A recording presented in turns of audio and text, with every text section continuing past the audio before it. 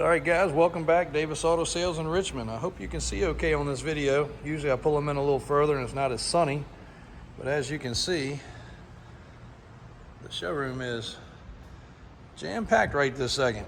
We try to keep stuff indoors. This Cummins crew cab's headed to Texas, and that GMC's heading to North Carolina. Something else over there sold and just waiting. But anyway, back to the Blazer. So this thing has finished its process, and it is nice. And when I say nice, I don't want to just take my word for it. This truck also went to the exhaust shop, also went to the service shop, also went through my uncle's hands and 2 different employees of mine, and now has even been up to the shop. And everybody gives this truck as many thumbs up as you have on your hands.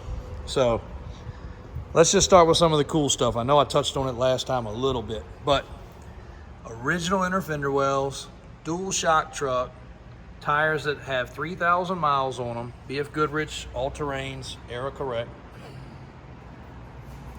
A couple little smudges here from where they leaned over the fenders, and of course there's some pollen, but the paint is spectacular. The chrome, spectacular.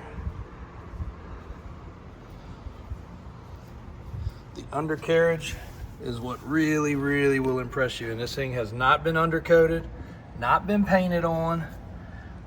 This is where these trucks suffer. The floor pans rot, the supports rot, and the back section right here usually is gone. It's all original. You still see the dirt. Like I said, we have not touched cleaning under this truck. The exhaust guy was under it thoroughly. He loved it.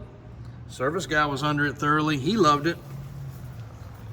We leaned under it at the off-road shop. They loved it. Even still has the factory closeout panel right there. All the metal work is nice and crisp. As you can see, we left it proper with a converter. And the exhaust was okay, except for the muffler was crooked and it had clamps, and I hate that. So we went with all nice welded up exhaust, just like it's supposed to be. You can see the inside of the frame rail's clean.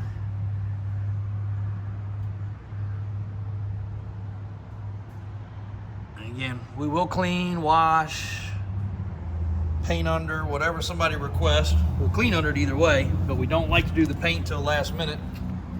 All the windows work, all the door locks work.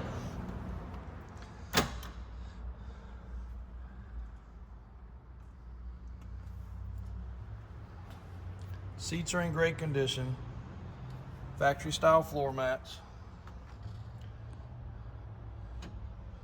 The dash does have a cover, as you'd expect, because those break. All the gauges work properly. I'll fire it up so you can hear it.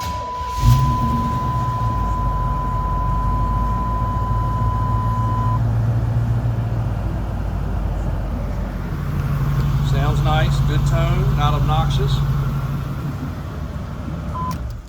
The headliner's been done with a suede. That's nice. Dome lights work. Factory spare tire still in the back. Trailer hitch on the back.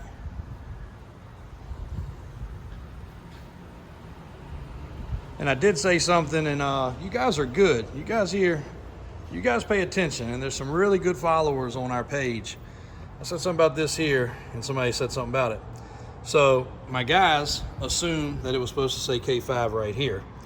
We all know the older ones do, but I think in 88 or 89, right in that era, 88 or 89, they changed and went away from the metal emblem to this emblem. And I said something on my original check-in video, and what I referred to is this, to me, is a little high. I think it's supposed to be down and back just slightly, but obviously it looks like it's been re-glued back on. Not a big deal. Might be in the right spot. I didn't measure it. But the seal and the gasket on the roof's great. The roof paint condition's great. Here's the real beauty.